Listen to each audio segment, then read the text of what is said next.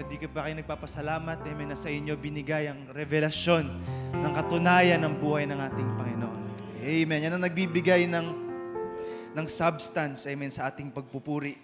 Dahil reveal sa atin ang tunay na pagka-Diyos ng ating Panginoong sinasamba. Let's sing one more song, Reach Out and Touch the Lord as He passes by. Amen. Magkaroon tayo ng sapat na pananampalataya. Amen, na mahawakan lang natin ang dulo ng damit ng ating Panginoon. Ano man pangangailangan, amen, na dala natin sa umagang ito, siya ang sasagot, mga kapatid. Hallelujah. Reach out and touch the Lord as He passes by. You'll find it's not too busy to hear your heart's cry. He is passing by this moment, your needs to supply. Reach out and touch the Lord as He goes by.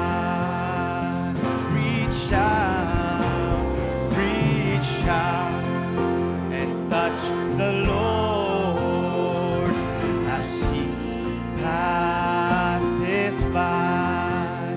You find it's not too busy to hear your heart's cry. He is passing by. Habang pinag-aanda ko ating kapatid, Brother Edison Balde, para sa ating opening prayer. Reach out and touch the Lord as He goes by. Reach out, hallelujah. Reach out and touch the Lord as He passes by. You'll find it's not too busy to hear your heart's cry, and He's passing by this moment, your needs to supply. Reach out and touch the Lord as minsan pa. Lord, nalalapit na Panginoon ang aming kauna-unahang camp, Panginoon, sa dako ng Laor, Panginoon. Alam namin, Panginoon, na limitado ang aming resources, Panginoon. Pero Lord, minsan hindi ka naging limitado, Panginoon, sa pag-provide ng iyong resources, Panginoon. We know that you're God in time, you're God in order, Panginoon. Kaya, Panginoon, ikaw ang magsasaayos, Lord, ng lugar na yun, Panginoon. Ano mang kakulangan, Panginoon, ang meron kami, Panginoon, sa umagang tulad, naniniwalat na nananampalataya kami, Panginoon, na ikaw ang magpupuno. Ikaw, Lord, ang magbibigay sa amin, Panginoon, ng mga resources na kakailanganin namin, Panginoon, upang maayos, Lord, ang lugar na yun sa tamang panahon.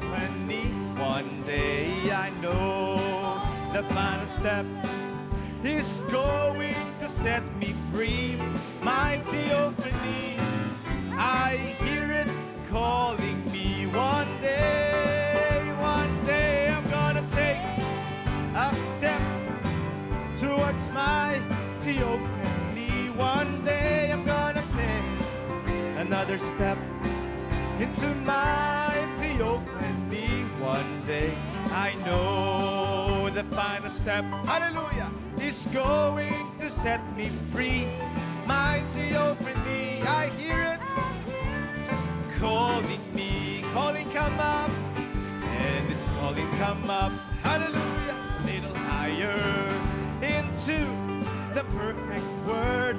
Oh, come up a little higher into agape love.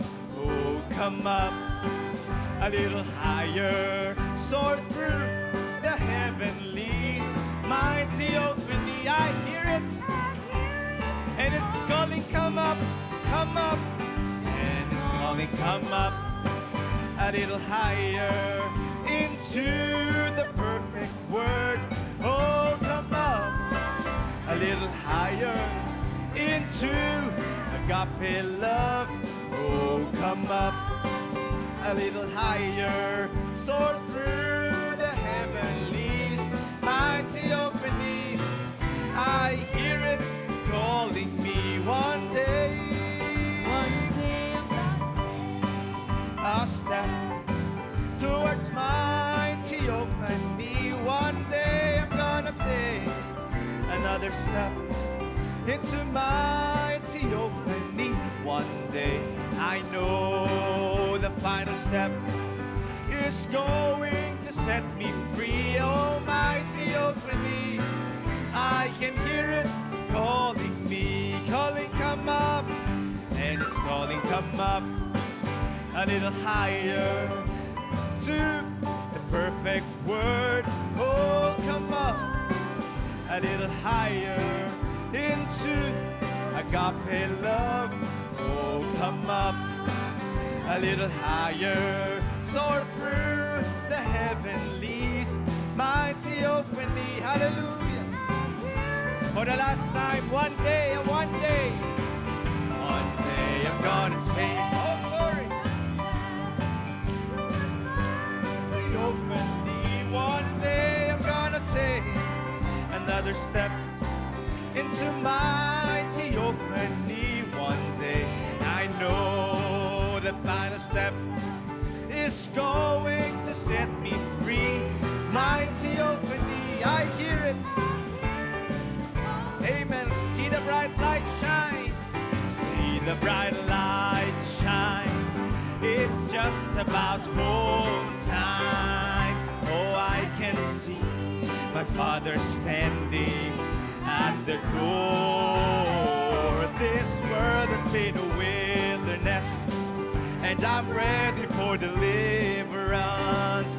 Oh Lord, I've never been this homesick before. See the bright light shine. See the bright light shine. It's just about home time.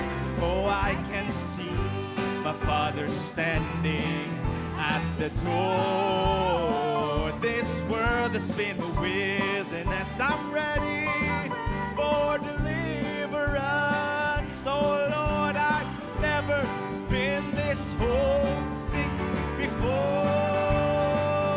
See the bright light shine about home time. I can see my Father standing at the door. This world has been a wilderness, and I'm ready for deliverance. Oh Lord, I've never been this homesick before. This world has been a wilderness, and I'm ready for deliverance. Oh Lord, I've never been this homesick before. Lord, I've never been this homesick before. Amen. Amen. Sino ba ang nasasabik sa araw na yan, mga kapatid? Iiwan natin lahat ng bagay. Ating tahanan, ang ating katawan, ang ating campsite, iiwanan natin, mga kapatid, dahil merong dakilang camp na nakahanda para sa atin on the other side. Hallelujah! See the bright light shine. See the bright light shine. It's just about home time. Oh, I can see. Praise God. Hallelujah. He's standing at the door. Amen.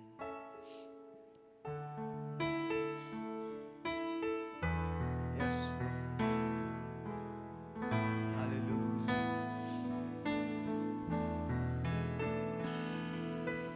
Lord, my heart can grow so far away and cold, and yet for me your love is still the same.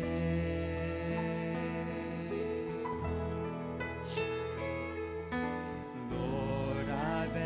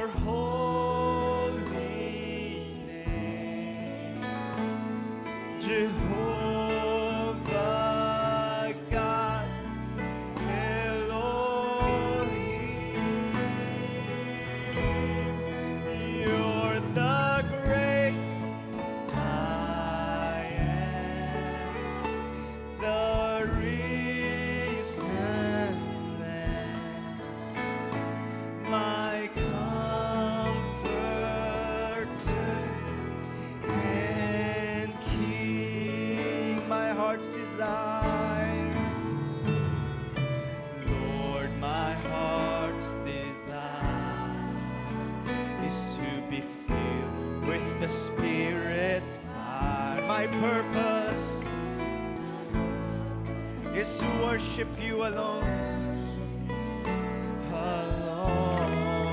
Open up my soul.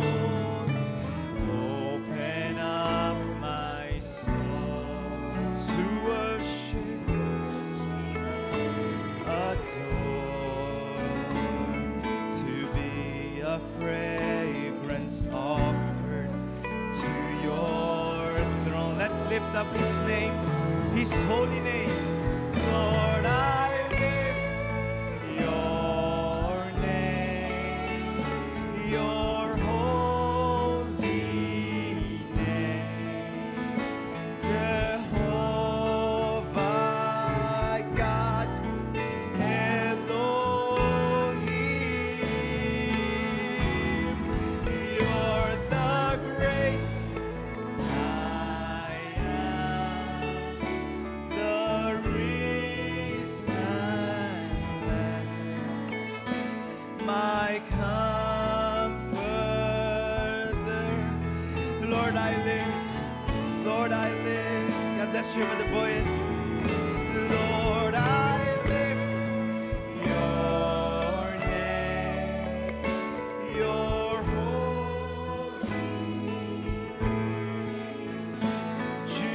Jehovah God, Elohim, you're the great I am, the risen Lamb, my comforter and King, my comforter and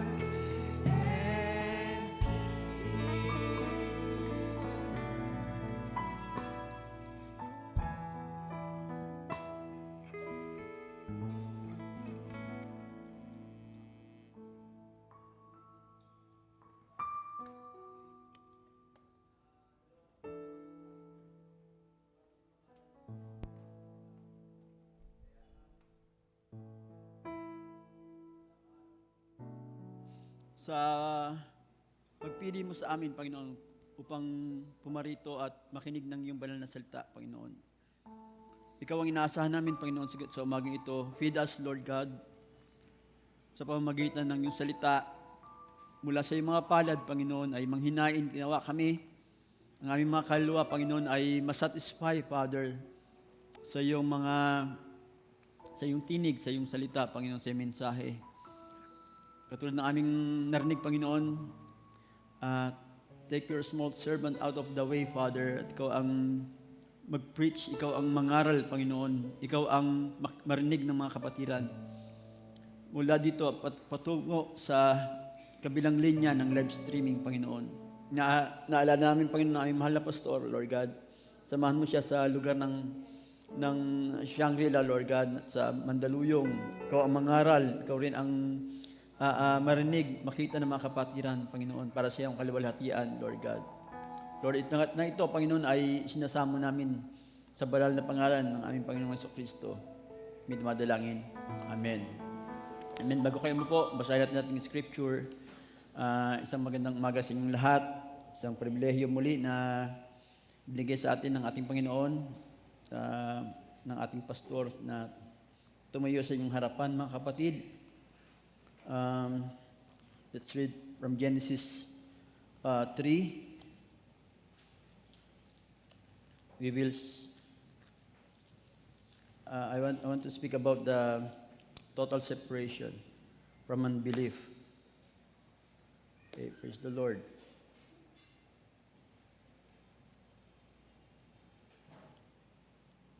And now the serpent was more subtle than any beast of the field which God had made. And he said unto the woman, Yea, hath God said, Ye shall not eat of every tree of the garden? Kaya kausap ng serpente yung babae, at sa panahon ito, mga kapatid, ay malayo siya sa kanyang asawang lalaki, yung babae. At napansin niyo ba na merong vocal cords yung serpente, at sabing ganoon, he is the most subtle dun sa ginawa ng ating Panginoon na hardin.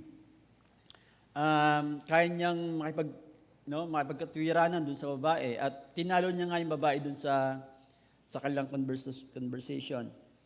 And the woman said unto the serpent, we may eat of the fruit of the trees in the garden, but the fruit of the tree which is in the midst of the garden, God hath said, ye shall not eat of it, neither shall you touch it, lest ye die. And the serpent said unto the woman, ye shall not surely die. For God doth know that in the day ye eat thereof, then your eyes shall be opened, and ye shall be as gods, knowing good and evil. Bago kayo pa open mga kapatid, kausap ng serpente yung babae, at meron ng salita yung babae, nasa kanya na yung word of God. Kaya lang, dun sa pakipagkatwiranan niya dun sa serpente, at dun sa knowledge, dun sa binibigay ng serpente sa kanya, kung papansinin niyo mga kapatid, tinitwist lang ng konti ng serpente yung word. At yung babae, palibhasa, wala yung kanya asawang lalaki, wala siyang totoong kapahayagan, wala siyang, kasi nung binigay yung salita, yung lalaki ang nandoon, yung si Adan. At ipinasa sa kanya yung salita, yung commandment, pero wala siyang tunay na kapahayagan dun sa hawak-hawak yung salita. Okay? Kaya nung makaharap niya yung serpente, ay tinalo siya sa pangatwiranan. Sabi ng ganun ng scripture, na-deceive yung babae, she was deceived, sabi ni Pablo. At kung titignan niyo mga kapatid, Diyos na nga sila eh. Di ba? Pero sabi ng serpente, magiging parang Diyos kayo pagka kinain mo yung prutas ng pagkakaalam na mabuti at masama. Okay. Sundan natin sa mga kapatid, sa John 6. Okay, kasi marami kasing simbahan ngayon, maraming mga Kristiyano, minsan nasa mensahe na sila mga kapatid. Meron silang salita pero wala silang kapahayagan. Kaya minsan sabi nga ng mensahe, yun yung isa sa mga danger na pwede mangyari sa isang tao, mga kapatid, sa isang Kristiyano at nangyayari ngayon, mga kapatid, maraming may hawak ng salita, may alam ng Biblia, pero yung kapahayagan ay wala sa kanila. Kaya katulad sila ng babaeng binasa natin na si Eva, o yung babae na yon, na although meron siyang salita ng Diyos, meron siyang commandment, pero dahil nga sa wala siyang kapahayagan, hindi niya ito nasunod ng tama. Okay? Ganyan din ang nangyayari sa mga Christian circle, even sa message circle, mga kapatid. Kaya gusto kong pag-usapan natin ito, mga kapatid. You must have a revelation from God. At yung revelation, ito yung reading between the lines, mga kapatid. Sa John 6, chapter 6, verse 53.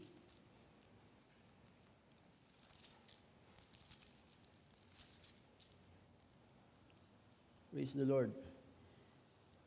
Then Jesus said unto them, Verily, verily I say unto you, except ye eat the flesh of the Son of Man, and drink His blood, ye have no life in you.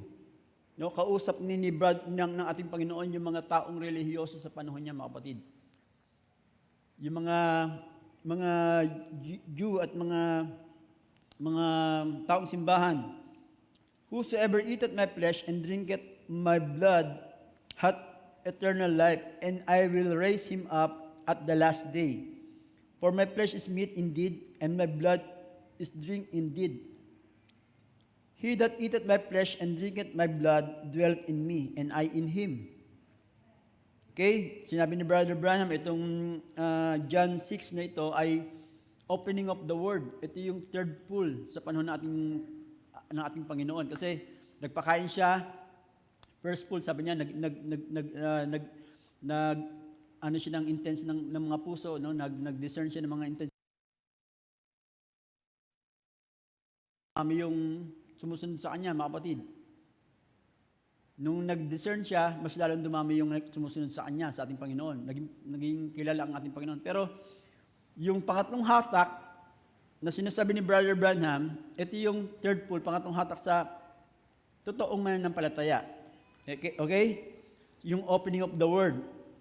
Ito yung sinasabi niya, and as the living Father has sent me, and I live by the Father, so he that eateth me, even shall live by me. This is that bread which came down from heaven, not as your fathers did eat manna, and are dead. He that eateth of this bread shall live forever. These things said in the synagogues as he taught in Capernaum. Many thereof of his disciples, when they had heard this, said, "This is an hard saying. Who can hear it?" Okay, masyadong mabigat yung pangaral, mga kapatid. At alam nila ang batas ni Moses na hindi pwedeng kumain ng laman, hindi pwedeng uminom ng dugo, ang sabi ayon sa batas ni Moses. Pero ito sinasabi ng ating Panginoon na hindi niya nga in-explain, mga kapatid. At sabi ng mga tao sa sinagoga, napakatigas ng pangaral. Sino makakatanggap nito? When Jesus knew in himself that his disciples murmured at it, he said unto them, "That this offend you? What? And if ye shall see the Son of Man ascended up where he was before, it is the Spirit that quickeneth, the flesh profiteth nothing. The words that I speak unto you, they are spirit and they are life. But there are some of you that believe not. For Jesus knew from the beginning who they were that believed not, and who should betray him. And he said, Therefore said I unto you, that no man can come unto the Father except it were given unto him of my Father. From that time, many of his disciples went back and walked no more with him." Okay, ito yung mga disipulo na tinawag ng ating Panginoon. After nung 12, meron pang 70 disciples na tinawag ng ating Panginoon na nangaral din at nagpalayas ng mga demonyo at pinahayo ng ating Panginoon. Yung mga disipulong ito, mga kapatid, pagkatapos marinig yung pangaral ng ating Panginoon, pagkatapos marinig yung hard saying na yon, sabi ganun yung Scripture, tumalikod sila sa ating Panginoon at hindi na sila lumakad kasama ng ating Panginoon. Okay? Matagal ng aral ito, mga kapatid. Matagal nila nakasama ng ating Panginoon. Pero nung marinig nila yung third pull, marinig na yung opening of the Word, marinig nila yung seal. Sabi ganun ng Scripture, tumalikod sila, tinalikuran nila ang Panginoon at lumayo sila sa ating Panginoon. They walk no more with him.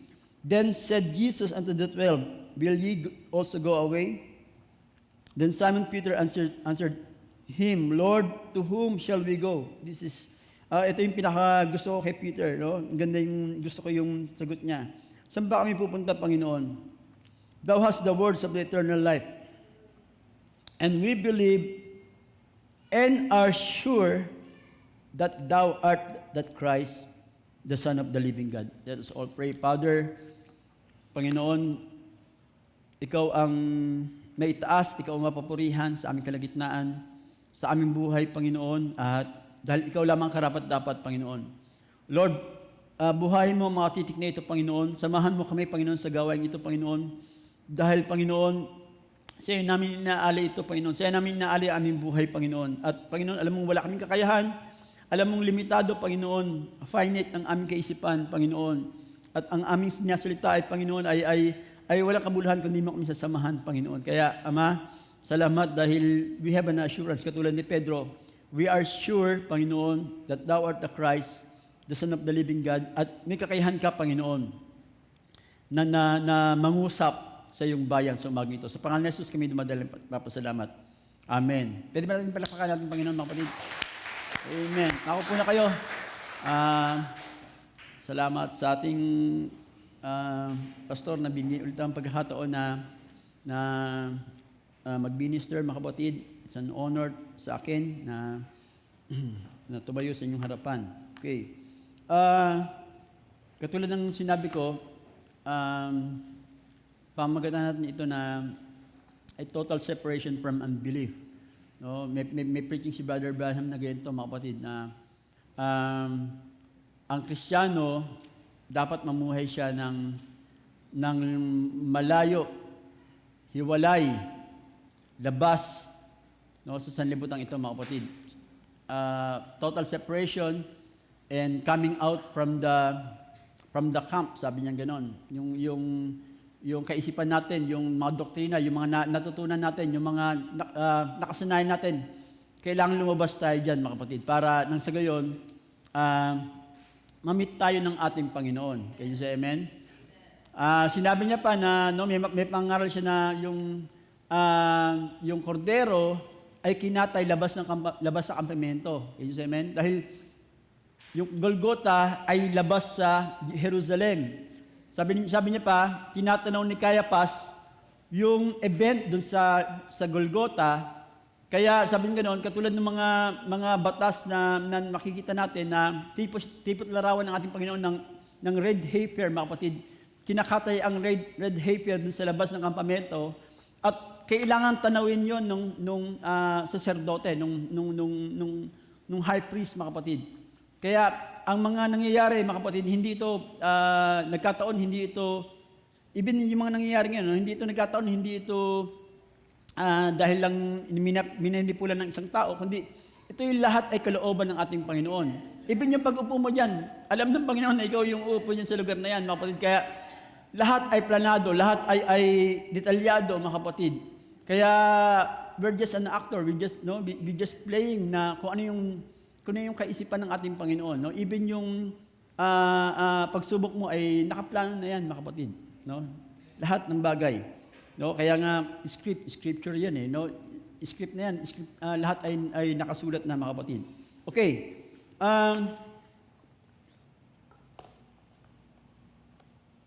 Praise the Lord. Itong sa Genesis, binasa natin sa Genesis, no, yung Genesis 3:1.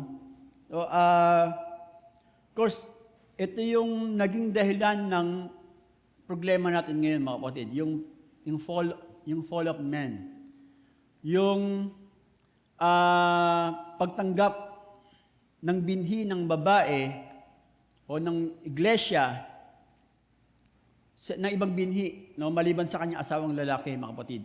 At tignan niyo, mga kapatid, nung makita ng Diyos na nagkaroon ng mixing, nagkaroon ng hybriding, no, sa katauhan ni Cain, ay bumaba siya, mga kapatid, no?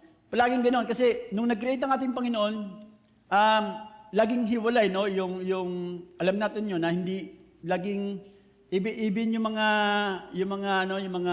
nangyayari ngayon, no, yung sabi nila hindi ka na sa agriculture, hindi ka na pwedeng mag-produce ng palay pagka hybrid yung tinanim mo, mga kapatid. Wala na siyang kakayahan mag-multiply. Okay? Lahat ng mga itinanim ng Panginoon sa Garden of Eden ay lahat yun mga pure seed yun, mga kapatid. Walang hybrid doon. Even sa mga animals, kailangan nagkakapares sila. Okay? Dahil yun na ang batas ng ating Panginoon, yun yung gusto niyang ipatupad. Pero dahil nagkaroon ng mixing, dahil nagkaroon ng hybriding dun sa sinapupunan ng babae, mga kapatid, and look what happened. Nakita natin ang ating Panginoon na bumaba siya at sinaway niya, no? Sinaway niya yung kinurse niya actually. Yung pangyayari na yon, mga kapatid. Kinurse niya yung sinapupunan ng babae. Okay? At nakita natin kung paano yung paghihirap ng babae, yung sa panganak, di ba? Alam natin lahat 'yon. Pero tignan niyo ang siyensya, tignan niyo ang tao, mga kapatid.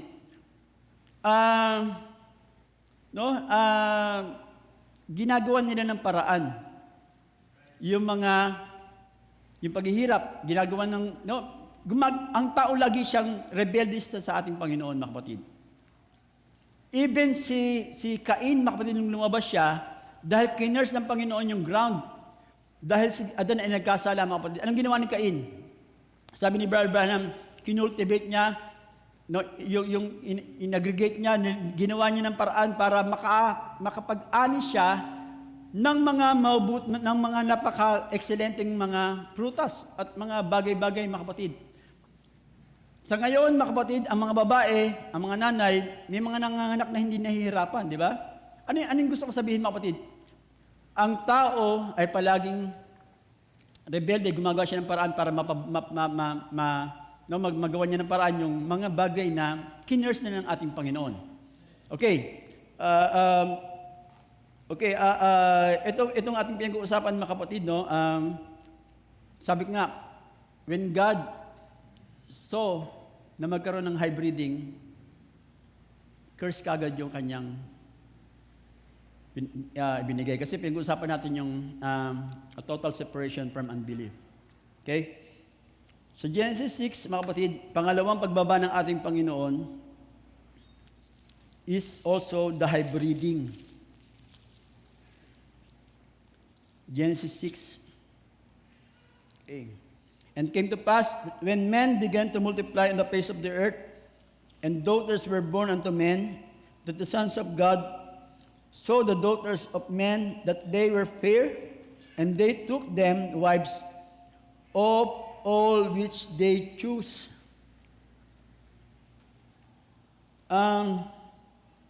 Hindi yung daughters of God nakita ng, di ba? Na pair yung mga lalaki, anak na lalaki ng tao. No, kundi yung anak na lalaki ng Diyos, nakita ng hanggang sa ngayon ganyan nangyayari, mga kapatid. Hindi ko naman sinasabing di maganda yung tao sa church sa message, pero dominant kasi, no, yung beauty, no, yung carnal beauty ng mga anak ng tao sa labas, mga kapatid. At tingnan niyo maigi, yung mga anak ng Diyos, lahi ni Seth ito, mga kapatid, na tumatawag sa ating Panginoon. Ang sabing ganon, kumuha sila ng mga asawa na gusto nila. Hindi lang isa, mga kapatid. Tama ba? Lahat ng naisin nila, lahat ng magustuhan nila, they took them wives of all which they choose. And the Lord said, my spirit shall not always strive with man, for that he also is flesh, yet his days shall be 120 years. Binigyan ng Panginoon ng limitasyon yung buhay ng tao sa Genesis 6. At sa Psalms, dun sa panahon ni David, binigyan niya ng hanggang 80 anyos yung tao, mga kapatid. Okay? Kaya pag nabuhay ka ng, hanggang 70 pala. Sorry, not 80, 70. Kaya pag nabuhay ka ng more than 70, no, it's a bonus man sa ating Panginoon yon. There were giants in the earth in those days, and also after that, when the sons of God came in unto the daughters of men, and they bare children to them, the same became mighty men, which were of old men of renown.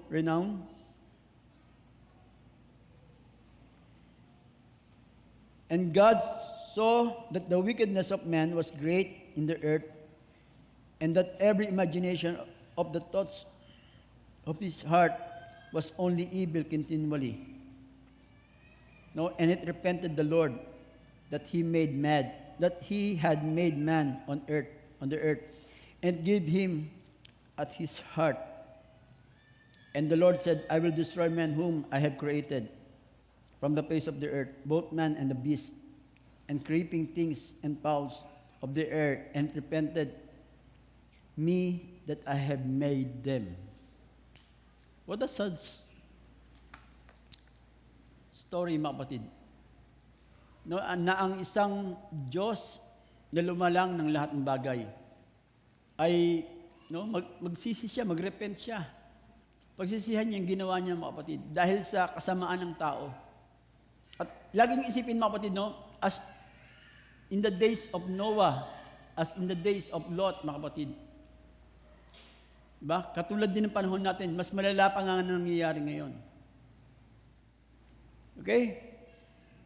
Pero, pansinin nyo, of course, alam natin, nag-judge ng Panginoon lahat ng mga creation niya, maliban doon sa isang pamilya, mga kapatid, 8 sila ron sa arka, at yung mga piniling mga malinis na hayop ando doon sa arka, mga kapatid. Pagkatapos noon, sa Genesis 9, paglabas nila sa arka, mga kapatid, inulit ng Panginoon yung commandment niya kay Adam. Dito sa 9, sundan niyo lang ako, mga kapatid, naniniwala ako makikinabang tayo lahat dito. Praise the Lord. Sabi niya sa 9:1, And God blessed Noah and his sons and said unto them, Be fruitful and multiply and replenish the earth. Okay? Yung utos dun sa Genesis 1:28, inulit niya rito sa Genesis 9 after the flood, pagkatapos ng judgment. And ye fear of you, of the dread of you shall be of every beast of the earth, and upon every fowl of the air, upon all that moveth upon the earth, and upon all the fishes of the sea. Into your hand are they delivered.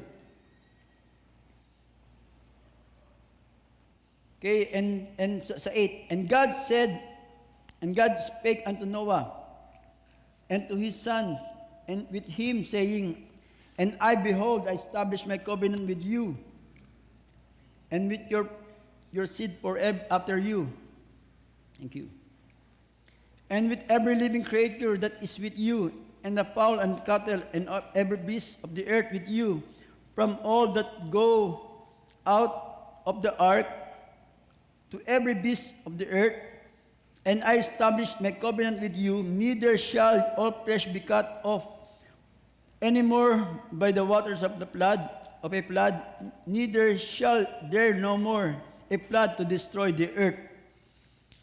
Pagkatapos ng flood, mga kapatid, nangako ang ating Panginoon, nagbigay siya ng assurance, nagbigay siya ng salita kay Noah, doon sa kanyang pamilya.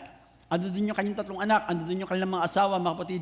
Sabi niya gano'n, hindi ko na wawasakin ang mundong ito sa pamamagitan ng baha.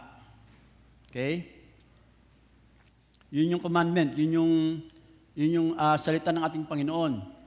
At of course, alam natin yung 3 lahi na yun, yung 3 anak ni Noah, meron silang yung si Ham, Shem, and Japhet, mga kapatid.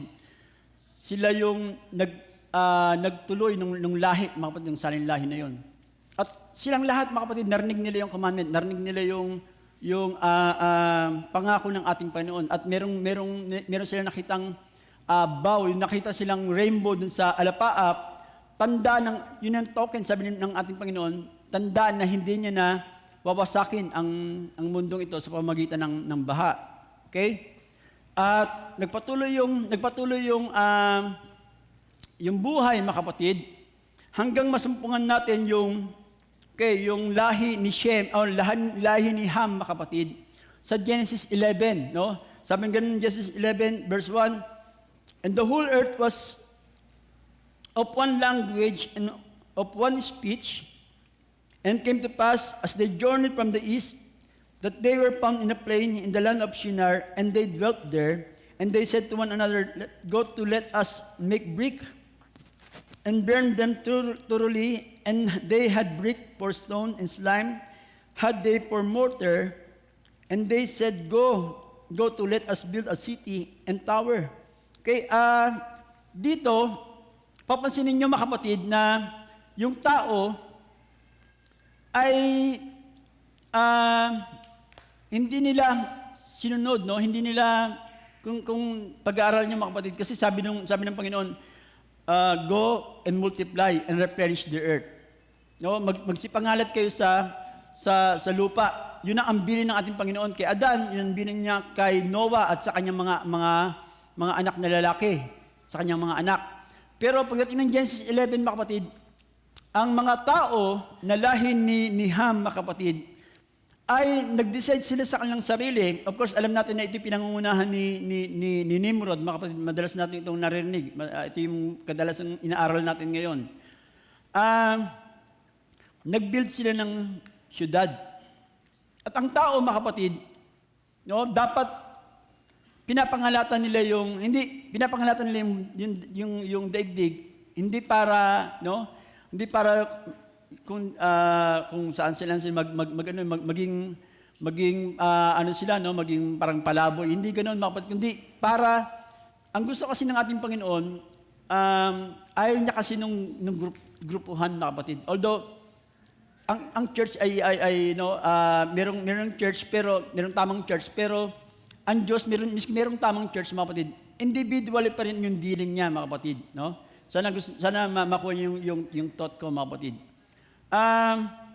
Sabi ng mga tao, ng mga lahi ni Ham sa pangunan ni Nimrod mga kapatid, no, gumawa tayo ng syudad at gumawa tayo ng tore na sabing ganun, build a city and a tower whose top may reach unto heaven, and let us make us a name, lest we be scattered abroad upon the face of the whole earth. No? Yung sinasabi nila ay kabaliktaran nung sinabi ng ating Panginoon dun sa Genesis 6, mga kapatid. Okay? Alam nila yung commandment, mga kapatid. Alam nila yung salita ng Diyos. Pero dito, ang gusto nila mangyari, magkaisa sila, pero sa maling pagkakaisa, mga kapatid. No? It is a false union, sabi ng prophet. At sabi ng salita, sabi ng Genesis 9, kaya na lang gawin ang lahat ng imagine nila sa kanilang sarili dahil nagkakaisa sila, mga kapatid. At kung titingnan nyo, no,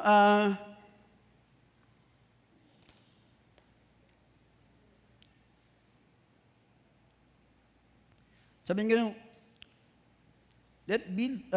let us build a city and a tower whose top may reach into heaven. Di ba? Para ano? Para hindi sila pag ginadge ng Panginoon ng flood ulit yung daigdig, safe sila ron. Yun yung purpose, mga kapatid. Of course, religion yun, di ba? Sabi ng prophet. Pero anong gusto sabihin ni Brother Boyet? No, merong salita itong mga taong ito, mga kapatid. Pansinin nyo, may mga Bible itong mga ito, may pangako ito ng ating Panginoon. Meron hawak-hawak nila ang mensahe, marahil. Pero, hindi sila naniniwala doon sa sinabi ng pangako ng ating Panginoon kay Noah. Doon sa kanilang mga magulang, kina Ham, Shem, and Japhet. Itong lahi ni Nimrod, itong lahi ni Shem, mga kapatid, although alam nila ang salita ng ating Panginoon, okay? Kasi, bakit ko sinasabi ito, mga kapatid? Ang mga denomination ngayon, ang mga Kristiyano ngayon, mga kapatid, meron din silang salita ng Diyos eh. Parang si Eva, hawak-hawak nila ang salita ng ating Panginoon, pero wala silang kapahayagan, wala silang totoong paniniwala sa salita ng Diyos, mga kapatid, sa pangako ng ating Panginoon. Bakit sila nagtayo ng tower? Kasi hindi sila naniniwala na wala nang darating na pagbaha. Nasa conscious nila, mga kapatid, na doon sa likod ng isip nila na safe tayo rito pag hindi tinupad ng Panginoon yung pangako niya. Di ba? naniniwala sila, pero hindi talaga totoo sila sumasampalataya, mga kapatid. Narinig nila ang pangako, tangan-tangan nila, hawak-hawak nila yung salita ng ating Panginoon, pero hindi sila totoong naniniwala na nanampalataya dito. Okay? Now, gusto kong dalhin yan sa panahon natin, mga kapatid. Marami tayong pangako ng ating Panginoon, mga kapatid. Ang daming pangako ng ating Panginoon dito sa Biblia, mga kapatid. Sabi ng Bible, there are, more than 3,000 promises na nilathala dito sa Biblia, mga kapatid. Meron tayong salita, meron tayong mga tangang salita ng ating Panginoon. Pero, katulad ng mga taong ito, mga kapatid, na pinag-uusapan natin, wag naman tayong madatnan ng ating Panginoon na meron lang tayong salita, pero wala tayong kapahayagan, wala tayong totoong pananampalataya na assurance, yung kumpiyansa, malalim na pananampalataya, malalim na pagtitiwala sa salita ng ating Panginoon. Dahil, mga kapatid, ito yung nag-udyok, nagtulak kay Nimrod para pagkaisahin niya ang buong bansa, buong daigdig, mga kapatid.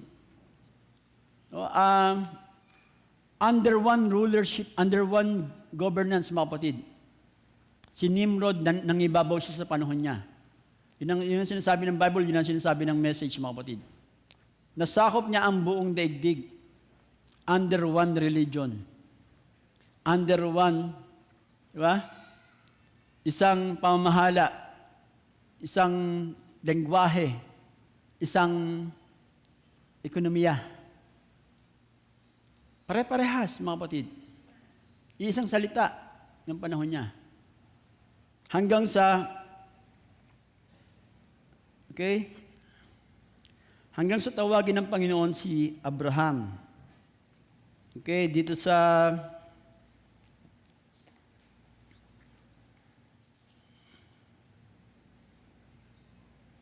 praise the Lord.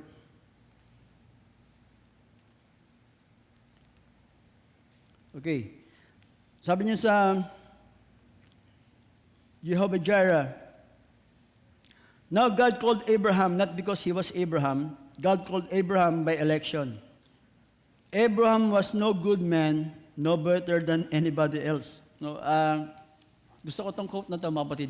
Si Abraham, hindi naman siya special eh. Ordinaryo lang siya katulad ko. Hindi siya tinawag ng Panginoon dahil Abraham siya. Abraham pa siya. Kundi siya Abraham pa lang, mga kapatid. At sabi niya ganoon, sabi pa ni Brother Branham, he probably come out of the group of idolaters down from the Tower of Babel, where they worship roots on and off the ground. And they had a woman up there, and she had all kinds of curious arts she practiced. If you'd ever read the history, and there's where the first organized church ever began in Babylon. By Nimrod, organized all the cities, and they paid tribute and support to that one place. Now Abraham, father brought him down from Babylon. Si Terah daw, na anak na tatay ni Abraham, dinala si Abraham dun sa Babylonia, mga kapatid. Siguro, bata pa si Abraham nito, si Terah, sabi ni Brother Branham, si Terah, yung tatay ni Abraham, ay connected, influensyado siya nung relihiyon na to na Babylon, mga kapatid.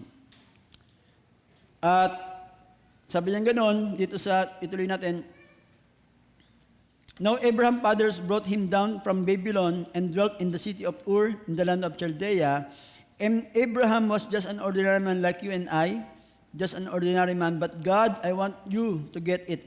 God, by foreknowledge, called and elected Abraham. He knew in his heart, he knew him before the foundation of the world, and Abraham only fit into God's program. So dinami-dami daw ng mga tao noon, si Abraham lang yung kwalipikado, siya lang yung fit dun sa programa ng ating Panginoon. Pero yung tatay niya, mga kapatid, ay kasama dun sa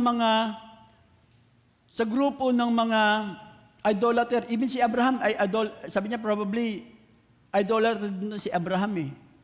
Si Abram nung una. Pero nakasumpong na by election, nakasumpong ng biyaya si Abraham sa paningin ng ating Panginoon, mga kapatid. Okay?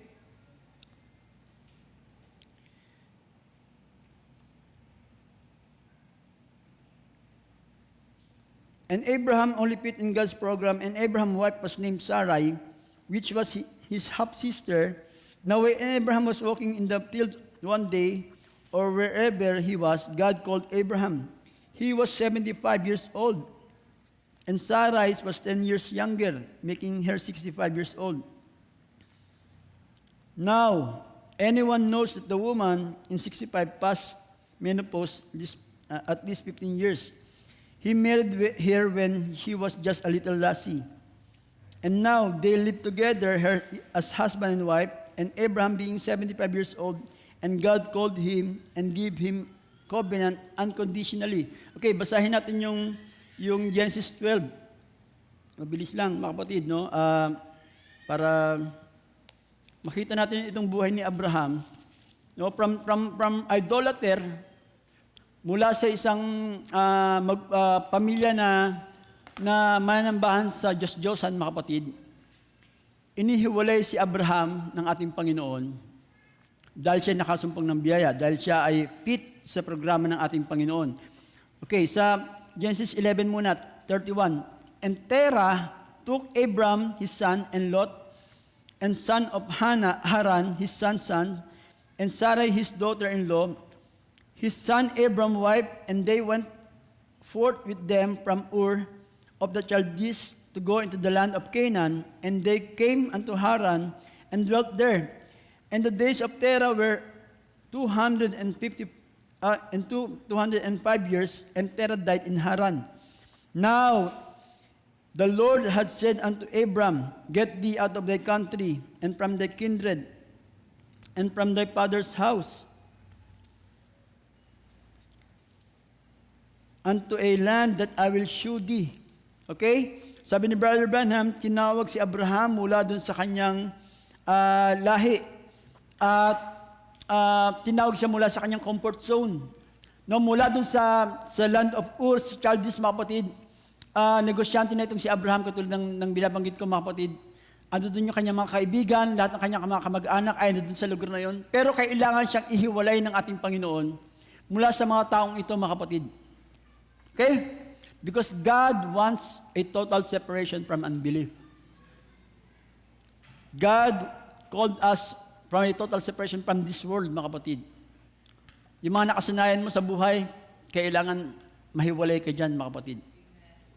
At sinabi pa ni Brother Branham, hindi lang dapat mahiwalay sa sanlibutan ito, kundi mamatay dapat ang sanlibutan ito sa iyo, mga kapatid. Okay? Nang sa gayon, may ipagpatuloy ng Panginoon yung pakipagrelasyon niya sa iyo. Hallelujah. Kasi yun ang gusto ng ating Panginoon. Ayaw ng Panginoon ng isang organisasyon kasi hindi siya makakilos dun eh. Kaya nga iniiwan ng Panginoon yung mga organisasyon, mga denominasyon kasi hindi na pwedeng mangusap ang ating Panginoon sa about individual. Ang gustong mangyari ng mga tao, mga kapatid, di ba, yung tagapangunan nila ang magsasalita, yun ang magbubukas ng Biblia, yun ang magbubukas ng message book, mga kapatid. Pero ang gusto ng Diyos, tayo mismo yung kausapin niya sa pamamagitan ng kanyang salita, sa pamamagitan ng kanyang mensahe, mga kapatid, sa pamamagitan ng mga tapes, ng mga libro na ating, minsan ay, di ba, binawalang halaga na natin, mga kapatid. Pero God wants an affair, an individual affair, sa iyo at sa akin, mga kapatid. Kaya inihiwalay niya ang bawat pinili niya na mag-fit sa kanyang programa, mga kapatid. Okay? So this Abraham, sabi ng ganun. Now notice, ituloy natin mamaya yung Genesis 12. Now notice, when God called Abraham, He called for a total separation. Separate yourself from your kinsmen. Separate yourself from your father's house. Separate from all your associates. And completely annihilate yourself from all these things and walk with me. What a privilege it is when a man being called like that. How happy a real Christian is to separate himself. Separate yourself. Okay. Nung tinawag ng Panginoon si Abraham, mga kapatid, sinama niya yung kanyang tatay. That's the failure of Abraham, mga kapatid. Ang daming failure ni Abraham. Kung titignan niyo, mga kapatid, hanggang sa ma-perfect siya. Of course, naging perfecto yung kanyang pananampalataya, yung kanyang tiwala, yung kanyang kumpiyansa sa ating Panginoon. Dahil nagkaroon siya ng experience, nagkaroon siya ng, di ba? Maraming cooperate, yung pakipagsalita, pakipag-usap sa ating Panginoon, mga kapatid. Yung kanyang buhay ay palaging niyang ini-spend sa ating Panginoon. Kaya dumating siya sa dulo na perfect na yun yung kanyang pananampalataya. Okay, Genesis 12. Balikan nga natin. Now the Lord had said unto Abram, Get thee out of thy country, and from thy kindred, and from thy father's house, unto a land that I will shew thee, and I will make thee a great nation, and I will bless thee. No, sabi ni Brother Branham, binigyan niya ng unconditional covenant si Abraham, at yung covenanting ito, mga kapatid, ang sabi pa ni Brother Branham, no, sa mensahe, panay ay, ang Panginoon na ang gagawa lahat, mga kapatid. Kasi, pagkasama ang tao sa kanyang, no, pag involve niya yung tao sa covenant, mga kapatid, katulad nung kay Adam, na-feel ni Adam yung covenant. Alam natin yung mga kapatid. Nung sinama niya sa covenant si Noah, nabigo din si Noah sa pakipagtipan niya sa ating Panginoon. Kaya sabi ni Barbam, sa pangatlong pagkakataon na nagbigay ng kondisyon ng ating Panginoon, ito'y unconditional na covenant. Nagbigay ng covenant ng ating Panginoon, ito'y unconditional na. Sa katauhan ni Abraham, at sabi niya ganoon, hindi niya na isinama si Abraham dun sa paggawa, kundi sabi niya, ako na lahat ang gagawa, ang sabi ng ating Panginoon. Okay? Dahil alam niyang failure ang tao, mga kapatid. Kaya sa panahon ito, sabi niya, I will bless you, I will make thee a great nation, I will bless thee, and make thy name great, and thou shalt be a blessing. Pagpapalain kita at magiging pagpapala ka, yun yung purpose ng blessing, mga kapatid, no? Pinagpapala tayo ng ating Panginoon para maging pagpapala tayo sa iba. Okay, hindi para magluho tayo or what, mga kapatid. No, ilalayo niyan tayo sa ating Panginoon pag ganyan yung condition ng utak natin.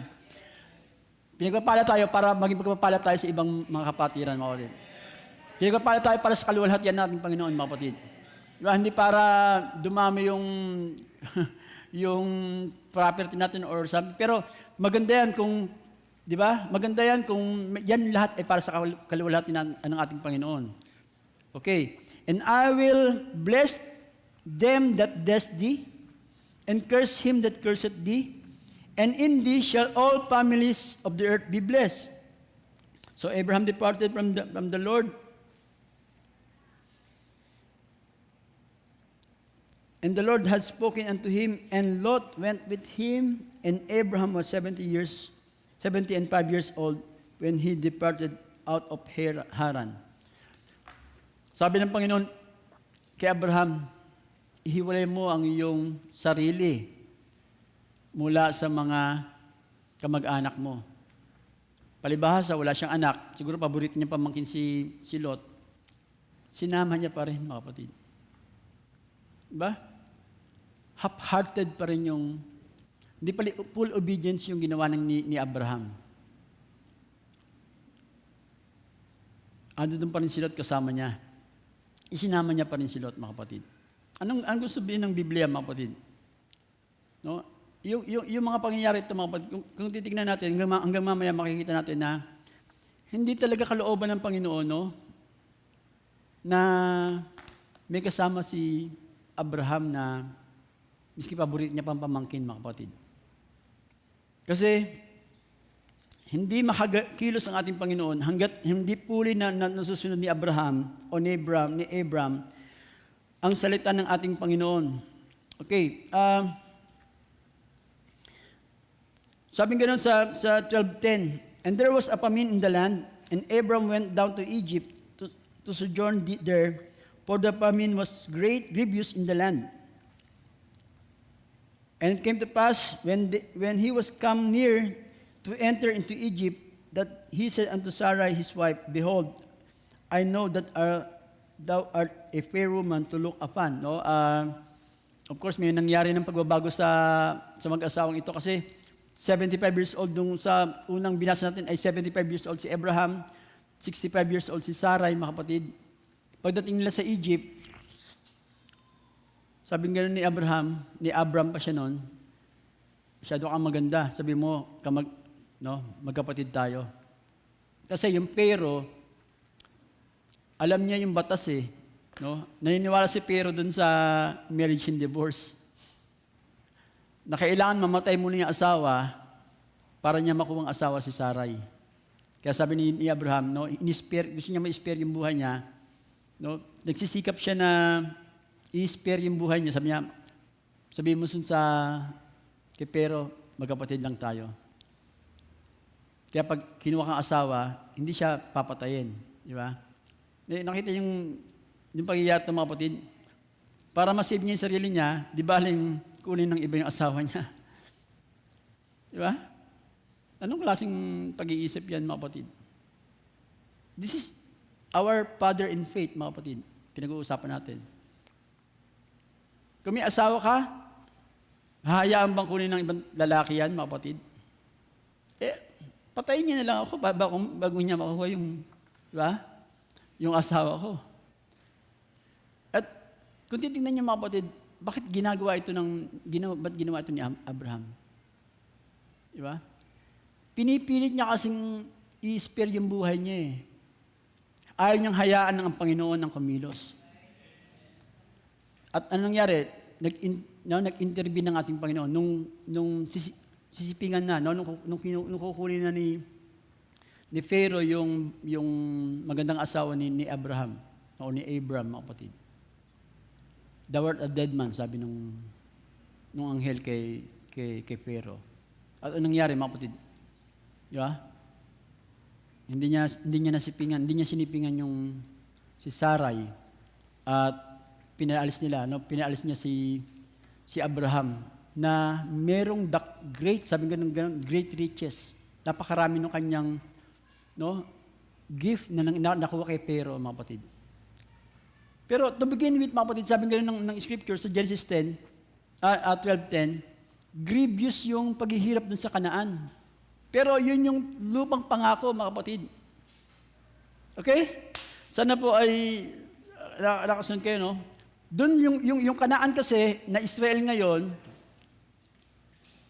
doon sina Abraham, tapos nagkaroon ng dakila, grabing tagtuyot, tagutom, mga kapatid. Kaya pumunta sila doon sa Ehipto. Alam niyo kung totoong naniniwala si Abraham, kung totoong di ba, kung totally nung panahon na yun, totoong sampalataya siya sa ating Panginoon, doon pa lang alam niya na provider ang ating Panginoon, mga kapatid. Hindi siya dapat umalis doon sa lupang pangako kasi yun yung lugar na inila ng ating Panginoon para sa Kanya. Okay? At tignan niyo, mga kapatid, sinasasay ko ito sa inyo para makita niyo kung failure rin si Abraham eh. Marami din siya mga nagawang hindi naka-open sa ating Panginoon. Pero ibinabalik siya palagi, hinahabol siya palagi ng ating Panginoon, mga kapatid. Dahil siya lamang yung nakasumpong ng biyaya sa ating Panginoon. Siya lang yung fit dun sa program ng ating Panginoon. Okay. Lumabas sila na meron silang great substance. Meron silang napakaraming baka, napakaraming hayop, alagang hayop, tsaka mga silver at tsaka mga ginto, mga kapatid. Hanggang sa dumating sila dito sa kanilang lakad ni Lot, kasama si Lot, yumaman din si Lot, mga kapatid.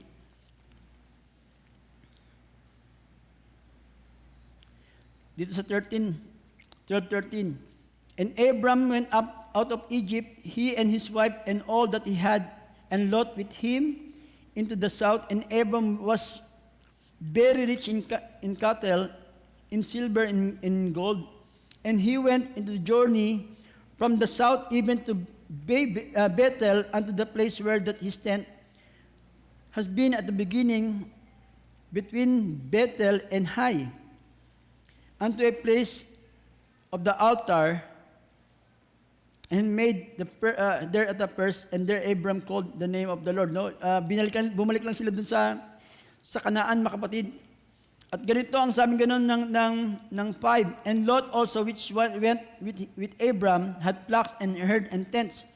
And the land was not able to bear them, that they might dwell together, for their substance was great. So that they could not dwell together. No, yung sobrang dami ng kanilang pag-aari, ng kanilang mga bakahan, ng kanilang mga hayop na inaalagaan. So sobrang dami nito, hindi na siya makontain nung lugar. So daming pagpapala, mga kapatid. Kaya yung pagpapala, nagkukos din yan ng separation, mga kapatid eh. Di ba? So daming tinatangkilik minsan, yan ang din ang cause ng separation. At nangyari yun sa panahon ni Abram at saka ni Lot, mga kapatid. Dahil sa dami na ng kanilang inaalaga ang hayop, mga kapatid, dami na ng kanilang tinatangkilik, kailangan nila maghiwalay. Okay? At sabing ganun tuloy natin sa 9.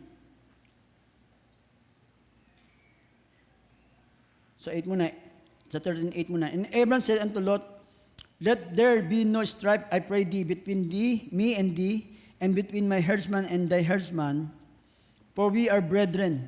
It is not the whole land before thee, separate thyself, I pray thee, from me. If thou wilt take the left hand, then I will go to the right hand, for if thou depart to the right hand, then I will go to the left. No, pinamili ni Abraham yung kanyang pamangkin. Tinawag niya itong brother, mga kapatid. Pag tumunta ka sa kaliwa, pupunta ako sa kanan. Pag pumunta ka sa kanan, sa kaliwa ko. No, Abraham prepared his brother. No, inuuna niya yung kanyang kapatid, mga kapatid ko. Okay? Hindi ka tulad ni Cain. Sabi niya, am I my brother's keeper? Si Abraham, ang tunay na Kristiyano, mga kapatid, inuuna niya ang kanyang kapatid. At pansinin niyo, hindi insecure si Abraham, mga kapatid. Kasi sabi niya, dapat ako ang bida rito kasi ako yung propeta, ako yung tinawag ng ating Panginoon. Dapat, di ba? Dapat ako yung unang mamimili. Pero si Abraham, may pananampalataya na siya ng panahon na ito, mga kapatid. No, nag-grow na kayong pananampalataya kasi sabi niya, pag pumunta ka dyan, pupunta ako dito. Ang gusto sabihin ni Abraham, ang gusto sabihin ng Biblia, kumpiyansa na si Abraham na miski saan siya dali ng ating Panginoon, no, pagpapalain siya. Can you say amen? At namiling una si Lot, mga kapatid, yung kanyang pamangkin. At tignan nyo ang pagkakasabi ng Biblia. And Lot lifted up his eyes. Nung pamiliin siya ni Abraham sa Genesis 13:10. And Lot lifted up his eyes and beheld all the plain of Jordan, that it was well watered everywhere, before the Lord destroyed Sodom and Gomorrah, even as the garden of the Lord, like the land of Egypt, as thou comest unto Zoar. Nung makita ni Lot yung plain of Jordan, mga kapatid, it was well watered, no? Syudad na ito at maganda na. May mga internet na, marahil, no? May mga kompleto na ito, may mga pavement na, mga kapatid, may mga kalsada, may mga bridges na, may mga water system na, mga kapatid. May mga dam na. At sabi gano'n, nakita ni Lot, nakapares ito sa Ehipto. Sabi ni Brother Branham, hindi na wala sa isip ni Lot yung mga nakita niya sa Egypt nung pumunta sila ron. At miskin nung lumabas sila, nakatanim pa rin sa isip ni Lot kung ano yung ganda, yung grandeur ng Egypt. Kaya nung mamili siya, mga kapatid, kung ano yung nasa puso niya, yun ang pinuntahan niya. Okay? At tignan niyo, mga kapatid, naiwan si Abraham right in the midst of the promised land. Hindi siya namili, kundi ang Diyos ang nagmamanipula ng mga bagay-bagay para madala niya yung kanyang hinirang dun sa kanyang gustong pagdalhan, mga kapatid. Kasi ano dun siya, nakita niya, nasumpungan niya ang kanyang sarili, ano dun siya dun sa Kanaan mismo, at doon siya minute ng ating Panginoon. Sabi ganoon, and the Lord said, sa 14, unto Abraham, after that Lot was separated from him, lift up now thine eyes, and look after the place where thou art, northward and southward and eastward and westward, for all the land which thou seest, to thee will I give, and to thy seed forever.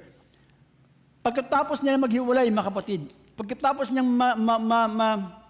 malayo kay Lot, which sabi ng message, tipo siya ng unbeliever, ng make believer, mga kapatid, ng nominal Christian, denominational Christian si Lot. After niya mahiwalay kay Lot, mga kapatid, meet siya ng ating Panginoon. That's the time na ibinigay niya ang pangako kay Abraham, mga kapatid. Pagkatapos niyang totally ma-separate sa walang pananampalataya. Sa mga maka-denominasyong pananampalataya, mga kapatid. After, yan ang mithiin, no? Kaya gusto ng Panginoon, masolo niya yung kanyang nilalang, yung kanyang anak. Okay? Bakit? Because God wants a relation. Ayaw niya even sa atin, gusto niya makipag-relasyon sa atin, mga kapatid.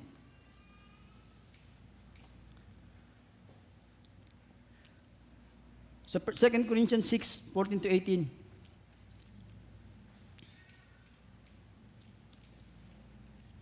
praise the Lord. 2 Corinthians 6:14. Be ye not equally yoked together with unbelievers, for what fellowship hath righteousness with unrighteousness, and what communion hath light with darkness? Hindi na tayo pwede makipamatok sa mga unbeliever, mga kapatid.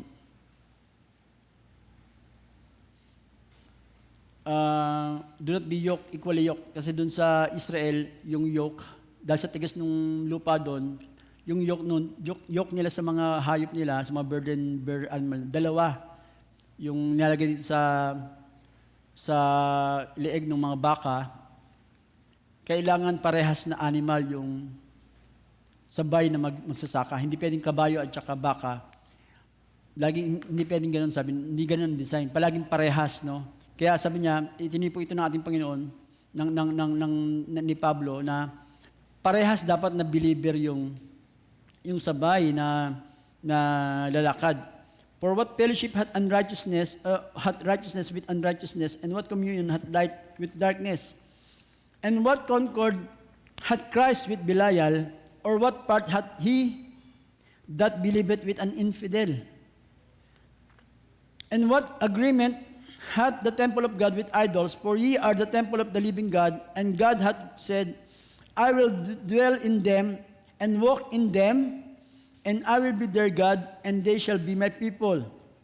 Wherefore come out from among them, and be ye separate, saith the Lord, and touch not the unclean thing, and I will receive you. And I will be a father unto you, and ye shall be my sons and daughters, saith the Lord. Sa Exodus 34:10, basta natin mabilis, mga kapatid. And he said, behold, I will make a covenant before all thy people, and I will do marvels such as I have not been done in all the earth, nor in any nation. And all the people among which thou art shall see the work of the Lord, for it is a terrible thing that I will do with thee. Kausap niya mga Israelita, mga kapatid. Sa 11, observe thou that which I command thee this day. Behold, I drive out before thee the Amorite, and the Canaanite, and the Hittite, and the Perizzite, and the Hivite, and the Jebusite. Take heed to thyself, lest thou make a covenant with the inhabitants of the land whither thou goest, that it may be a snare in the midst of thee. Nung papasok sila sa Kanaan, mga kapatid, inutos ng Panginoon sa mga Israelita na, no, palayasin nyo lahat ng mga tao dyan. Doon mga inhabitants ng Kanaan, mga kapatid. Kasi sabi niya, baka magkaroon kayo ng covenant sa kanila at, di ba, magkaroon kayo ng pakikipag-isa sa 13. But ye shall destroy their altars, break their images, and cut down their groves. Ngayon, tarin nyo kayo, ginawa ba ng mga Israelita ito, mga kapatid, pagkatapos nilang kubkubin yung Kanaan? Hindi nila ginawa ang mga bagay na ito. Ang nakakalungkot, no? Hanggang ngayon nga, kasama nila yung mga Arab dun sa Israel. Hanggang ngayon, sa panahon natin. At problema talaga nila, mga kapatid. Kaya may problema sila ngayon kasi hindi nila totally sinunod ang salita ng ating Panginoon. Ganyan ang problema ng mga tao, mga kapatid. Naging problema yan ni Abraham. Naging problema yan ng mga Israel. Ngayon, nagiging problema ng mga message believer. Okay, sa 14. For thou shalt worship no other God, for the Lord whose name is jealous is a jealous God. Now, this is striking, mga kapatid. Ang pangalan niya pala ay seloso.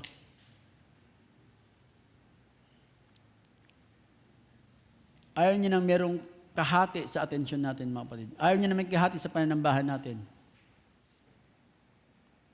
Kaya gusto niyang wasakin ng mga Israelita yung mga altar, yung mga images, mga kapatid, dun sa loob ng lupang pangako. Kasi ayaw niya nang may ibang, diba, kaparte dun sa pananambahan, sa atensyon, sa pag-ibig ng Israel, mga kapatid. At ganyan din ang sinasabi niya sa atin sa 15. Lest thou make a covenant with the inhabitants of the land, and they go a-warring after their gods, and do sacrifice unto their gods, and no one called thee, and thou eat of his sacrifice, and thou take of their daughters unto thy sons, and their daughters go to the warring after their gods, and make thy sons go a-warring after their gods. Thou shalt make thee no molten gods. Yung nature ng ating Panginoon na pagiging seloso, mga kapatid, it is a godly jealous. Ito yung, no, kasi yung pagiging sinaming seloso yung asawa ko eh. Di ba? Parang ang pangit eh, di ba? Pero ito yung mabuting pagsiselos, mga kapatid. Kasi ayaw niya tayong mapahamak. Ayaw niya tayong, di ba? Dahil sa pag-ibig niya sa atin, mga kapatid, ayaw niya mawalay sa atin. Ayaw niya mawalay tayo sa Kanya. This is a good jealousy, mga kapatid. At hindi pa rin nabago yung kanyang nature. Hindi pa rin nabago yung kanyang karakteristik, mga kapatid.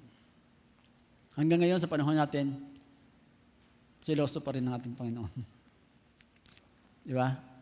Paggising mo sa umaga, cellphone kagad yung inuna mo. Di ba? Tingin mo, hindi nagsiselos ang Panginoon doon. Yung paghiga mo sa gabi, nakatulugan mo yung cellphone mo. Tingin mo, hindi nakakatulugan mo yung pagsi-cellphone. Tingin mo, hindi nagsiselos ang ating Panginoon doon. Nakaupo ka dyan, iniisip mo yung labahin mo sa bahay. Tingin mo, hindi nagsiselos ang Panginoon. Ang Panginoon, mga kapatid, ganun pa rin ang nature niya, mga kapatid. At gusto niya tayong masarili, gusto niya tayo palaging, di ba? Gusto niya palaging niya tayong kausap. It's a reality, mga kapatid. Kasi sabi niya, pray without ceasing, sabi ni Pablo, di ba? Ano yun? Communication yun, mga kapatid. Gusto niya tayong palaging, no, nakikita, lagi niya tayong nandun sa ating mga prayer room. Ganun pa rin ang nature ng ating Panginoon. Okay, sa Numbers 33, verse 50 to 53. Praise the Lord, hallelujah. And the Lord spake unto Moses in the plains of Moab by Jordan near Jericho, saying, Speak unto the children of Israel, and say unto them, When ye are passed over Jordan into the land of Canaan, Then ye shall drive out all the inhabitants of the land from before you, and destroy all their pictures, and destroy all their molten images, and quite pluck down all their high places. And ye shall dispose the inhabitants of the land, and dwell therein. For I have given you the land to possess it. Okay? Pangako ng ating Panginoon, pero kailangan tayo yung kumilos. Pangako yun ng ating Panginoon, pero kailangan ipaglaban, mga kapatid. May pangako ang ating Panginoon, mga kapatid, kailangan ipaglaban natin. Kung tinatawag na tayo ng ating Panginoon sa total separation ngayon, mga kapatid, sa social media, sa politika, sa lahat ng mga dumi ng sanlibutan, kailangan ipaglaban natin ito, mga kapatid. Meron tayong dapat effort na ginagawa. Hindi lang yung pagkatapos ng simba, balik na naman sa dati. Balik na naman sa kaisipan ng maraming kaisipan. Kaya pinaslang, ginudge ng Panginoon yung panahon ni Noah, mga kapatid. Dahil ang puso ng taon panahon na yon ay patuloy, di ba, na nag-iisip ng masama. Their imagination is filthy, sabi ng binasa natin. Continually, ang kanilang iniisip ay masama, mga kapatid. Dumating tayo sa panahon na ito, mga kapatid. At naniniwala ko na ang Panginoon ganun pa rin yung kanyang drive, ganun pa rin yung kanyang desire, ganun pa rin yung kanyang nature, mga kapatid. Naghahanap siya, katulad ni Abraham, na mag-fit sa kanyang programa, mga kapatid. At lahat tayo, impluensyado tayo ng Roman Catholicism, mga kapatid. Sinasabi nga sa inyo, huwag mong sabihin, nasa mensahe ka na ngayon, kung wala kang kapahayagan, wala kang, di ba, walang buhay dun sa yung matagpuan ng ating Panginoon dyan, katulad ka lang ni Eva. Katulad ka lang ni, di ba, ng mga disipulo na nakarinig na napakaraming pangaral mula sa ating Panginoon. Nakakita na napakaraming mirakulo, nakapagpalayas na ng mga demonyo, mga kapatid, nakapangaral na. Pero, nung marinig yung salita ng ating Panginoon, dahil wala silang kapahayagan, in-explain ba ng ating Panginoon? Hinabol ba sila ng ating Panginoon? Hindi eh. Diba? Ang salita ng ating Panginoon, mga kapatid, ang maghihiwalay sa atin sa sinasabing Kristyanismo. No, yung nangyayari ngayon, even sa, di ba? Sabi natin sa message circle, mga kapatid. Yung totoong kapahayagan, katulad ni Pedro, mga kapatid. Na sabi niya, I am sure, we are sure, na thou art the Son of the living God. Wala na kang ibang pupuntahan kundi sa'yo dahil ikaw may hawak ng eternal na buhay. Praise the Lord. Sa Judges, last verse, mga kapatid. Sa Judges 2, verse 1.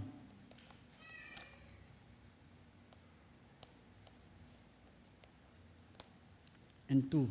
And an angel of the Lord came up from Gilgal to Bochim and said, I made you to go up out of Egypt and have brought you unto the land which I swear unto your fathers. And I said, I will never break my covenant with you, and ye shall make no league with the inhabitants of this land.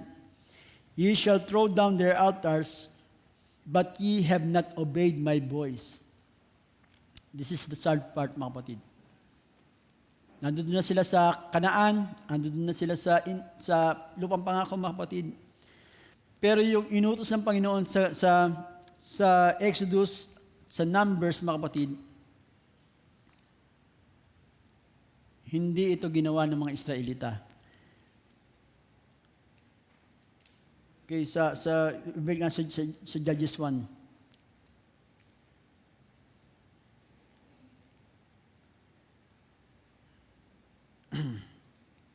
And I said, I will break my covenant with you, and ye shall make no league with the inhabitants of this land. Ye shall throw down their altars, but ye have not obeyed my voice. Why have ye done this? Kini-question na sila ng ating Panginoon, mga kapatid. Sa dami ng pabor, sa dami ng experience, sa dami ng miracles na nakita nila, mga kapatid. Right up, battle after battle, nanalo sila dahil sa ating Panginoon. Hindi dahil sa magaling sila, mga kapatid. Lahat ng pagpapala, binigay ng ating Panginoon. Pero, hindi nila fully inobey. But ye have not obeyed my voice. Bakit nyo ginawa ito? Ba't hindi nyo ginawa yung aking tinig? Hindi nyo ginawa ang aking salita? Bakit hindi nyo fully ginawa ang aking mga iniuutos? At mga kapatid, sabi nga sa inyo, hanggang ngayon, dahil yan ang ginawa ng mga Israelita, dahil hindi na ginawa ang bilin ng ating Panginoon, hanggang ngayon may problema sila dun sa Middle East. Hanggang ngayon, di ba? Hindi nila totally magawa hanggang ngayon kasama nila dun sa Kanaan yung mga Palestine. At meron silang peace covenant, meron silang pagkasundo under UN governance, mga kapatid. Anong gusto mong sabihin, mga kapatid? Di ba? Dapat matuto tayo rito sa mga nangyayaring ito, mga kapatid. Tayo bilang individual, tayo bilang, di ba, message believer, mga kapatid. Tinawag tayo ng Panginoon para sa isang total separation. Hindi lang sa mga tao sa labas, kundi diyan mismo sa laman mo, mga kapatid. Kailangan mamatay ka dyan sa laman na yan dahil ihano ka pa rin yan, no? Guguluhin ka pa rin yan hanggat hindi mo totally na iso-surrender ang lahat sa ating Panginoon, mga kapatid. And it's the truth, di ba? Yan yung kaaway natin, araw-araw tinitignan natin yung imahe na yan sa salamin. Hindi yung, sabi ni Barban, hindi yung false prophet ang mahigpit kong kalaban, hindi yung mga false preacher ang mahigpit kong kalaban, hindi yung mismong sarili ko ang kalaban ko. That's my greatest enemy, sabi niya. Yun, kailangan totally ma-separate tayo dito, mga kapatid. Dahil ito, dadalhin tayo ito sa kalayawan. Itong laman, dadalhin tayo ito sa kasalanan, sa lahat ng pleasure, mga kapatid. Sa mga, diba?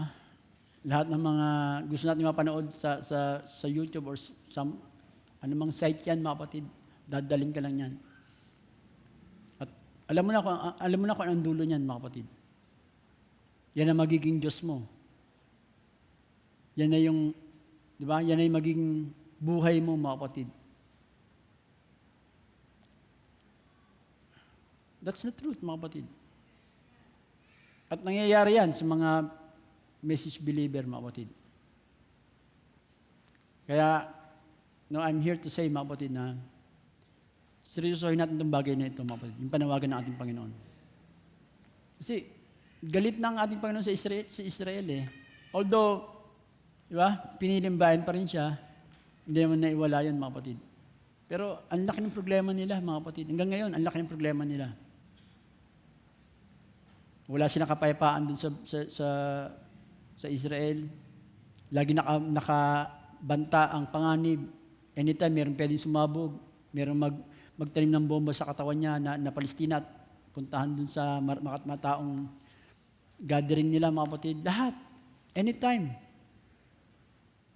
Ganyan din, mga kapatid, ang ating buhay, mga kapatid. Kung hindi natin fully i-obey ang salita ng ating Panginoon. Di ba? Anak ka pa rin ng Diyos, pero anak na Diyos na talunan. Anak ng Diyos na yung malungkot o walang kaligayahan, walang pagtatagumpay, mga kapatid. Anak ng Diyos na nanlulumo. Anak ka pa rin ng Diyos, pero mga kapatid, iba yung may katagumpayan, no? Mayroong pananagumpay sa bawat buhay, mga kapatid. Dahil patuloy niyang nihihiwalay ang kanyang sarili sa sanlibutan ito, sa pleasure ng sanlibutan ito. At sabi nga, kailangan mamatay ito. Dahil kung hindi ito mamamatay sa atin, mga kapatid, kung hindi mamamatay ang una nating asawa, walang iba kundi sa sanlibutan ito, mga kapatid. Okay, babalikan niya pa rin tayo eh.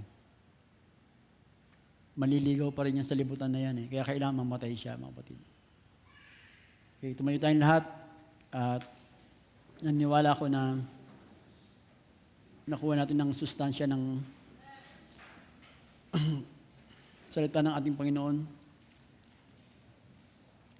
So I'll pray, Panginoon, salamat sa iyong dakilang pangako, Panginoon, na sabi mo, ng iyong salita sa pamamagitan ni Pablo, Panginoon, kailangan naming ihiwalay ang aming mga sarili para tawagin mo kami mga anak, Panginoon. And you will dwell in us, in us, Lord Jesus. Kung kami ay lalayo, kami ay hindi hihipok ng mga maruming bagay ng salibutang ito. Lord, mahirap. Ang totoo, Panginoon, it is a struggle, Panginoon. Ang sabi ng iyong propeta, as long na nabubuhay kami sa pest house na ito, Panginoon, ay ibabother niya kami. Tuwi-tuwi na, Panginoon. But Lord, you have, Lord, a solution. Meron kang sinabi rin, Panginoon, na pwede namin gawin. Kailangan lang namin pakainin ang puting aso na sa amin upang siya ay lumakas at talunin niya ang maitim na aso. Kailangan lang namin magbabad sa iyong presensya. Kailangan lang namin ilagay lagi sa aming isipan at sa aming mga puso ang pakipagrelasyon sa iyo, ang pakipag-usap sa iyo sa tuwina, Panginoon.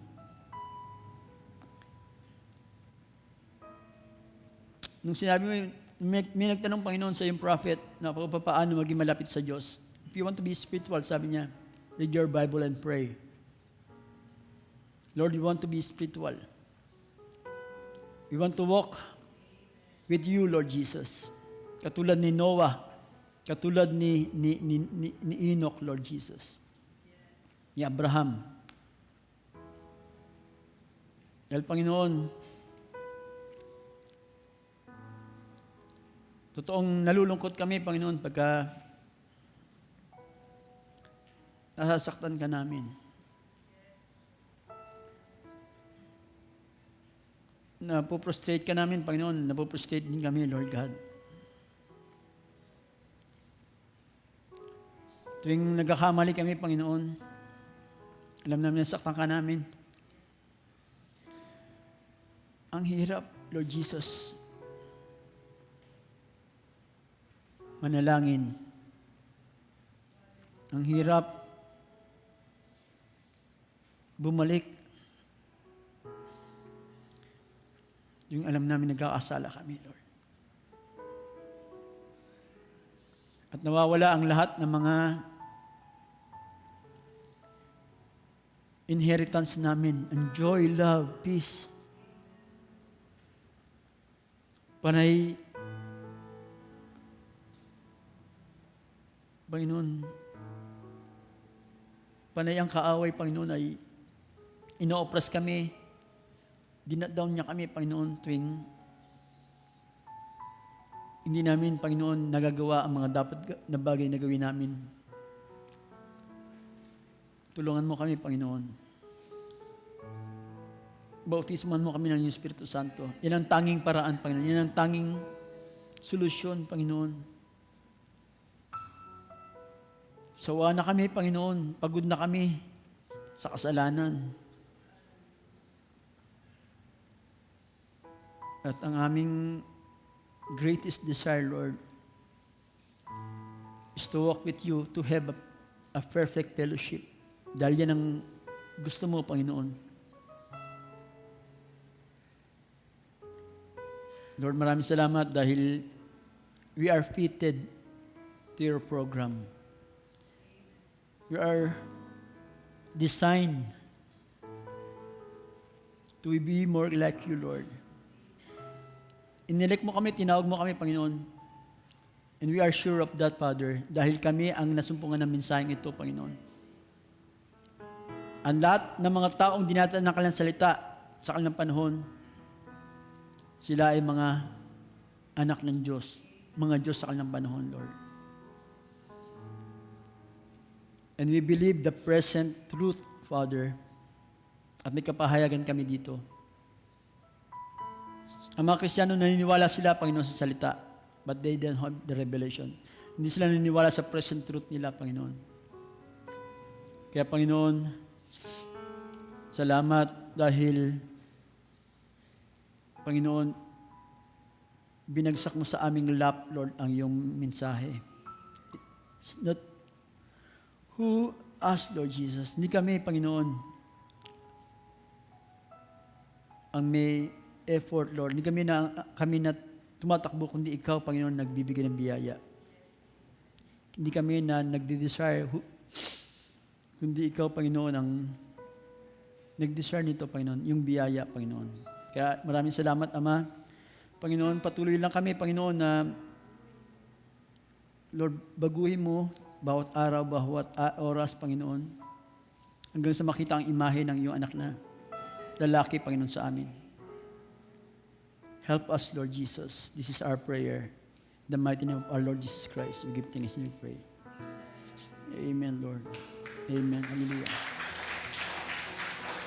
Can we sing Consume Me, Lord? Habang inaayahan ko ang ating kapatid, Bar Paulo.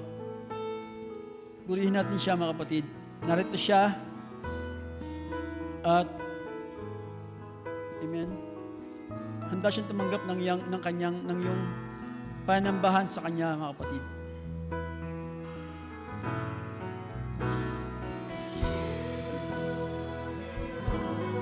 Yes, Lord. By the fire of your spirit, consume me, Lord.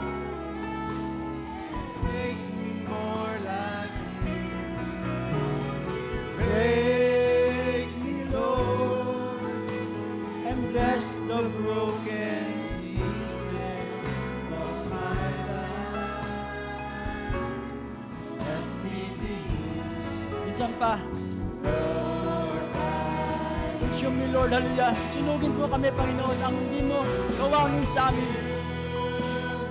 Break us, Father. Hallelujah. by the fire of your spirit. You are a consuming fire.